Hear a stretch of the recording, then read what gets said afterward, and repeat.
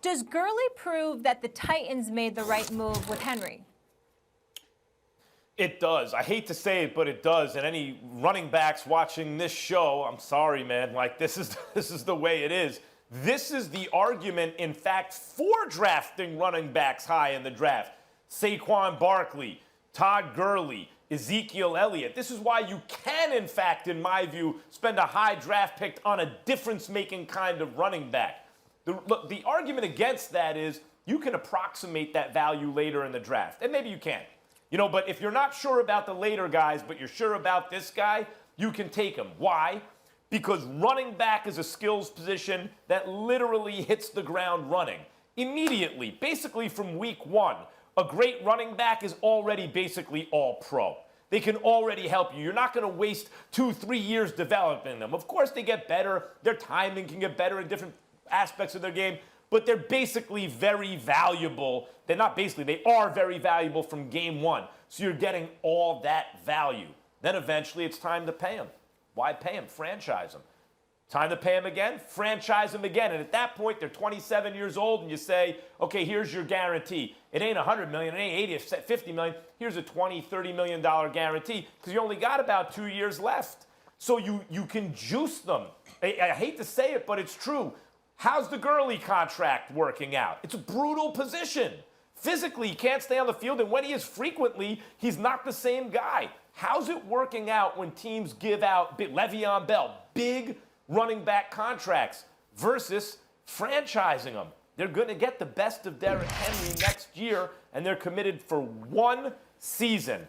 Derrick Henry, I hope you get your money. Running backs out there, nothing personal. I want you to get paid. But this is the reality of the way the business is structured. Running backs never really have to get that payday. At least the smart teams don't give it to them.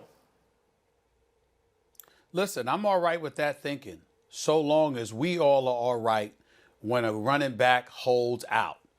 I don't want to hear anybody complaining about running backs. You have one good year, you're only 21, 22 years of age, you just got into the league, and you want your money. I don't want to hear any complaints about that, because you talk about individuals that are having, things held against them just because of the position that they play. It could be nothing that they've done. What did you just say, Max? You Derrick Henry, you 25 years of age, all right, franchise him. Then franchise him again. Then he's 27 years of age. Okay, that's close enough to 30, so that's the perfect excuse not to pay this guy. And what I'm saying to you is that's the kind of stuff that simply can't happen. We can't go by that. You got to look at it from that perspective and say, you know what, something's got to be done in regards to that, because that's just a damn shame that it is that way. But it is what it is. All I'm saying is, if you're Derrick Henry, I think there are exceptions to some of these rules. For example, he's everything to the Tennessee Titans.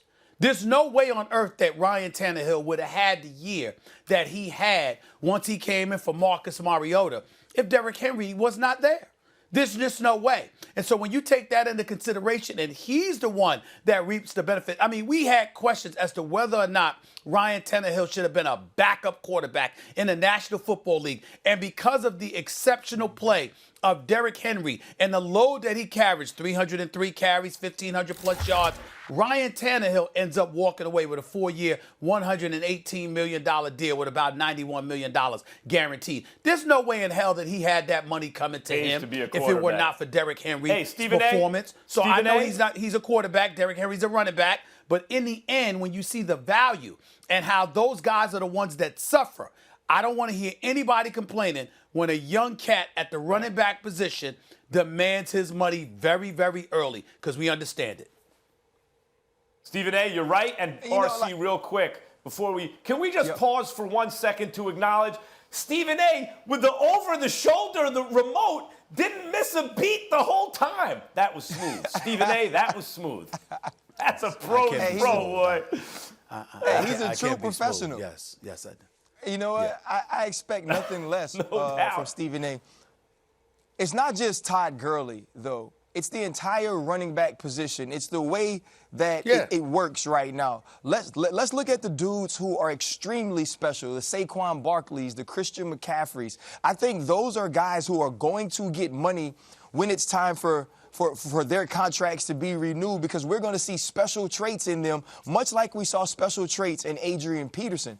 The rest of the guys are kind of just guys, right? Look at Nick Chubb, a second-round draft pick. He's a Pro Bowler in Cleveland. Alvin Kamara, he goes in the 3rd round to the New Orleans Saints. He's a guy who's now become a perennial Pro Bowler. And so you can find these players in the draft that come in right away and make a difference on your team, and they don't have to be top 10 picks, even though Christian McCaffrey was. And so in that sense, you say, okay, we can find people in the draft that help our team win football games. Now let's look at the guys that get new contracts. Todd Gurley, Ezekiel Elliott. You can also go to Le'Veon Bell. 2 of those people are not happy at all. Right? If you listen to things coming out of L.A., you listen to things coming out of New York, those are deals that many people think that they shouldn't have signed, or they shouldn't have allowed Todd Gurley and Le'Veon Bell to sign. And then you go to Ezekiel Elliott, and you look at the $90 million that he got, the 50-plus guaranteed. This is a team that doesn't make a dent in the season, even though you have the highest paid running back. And so when you look at all of these things happening,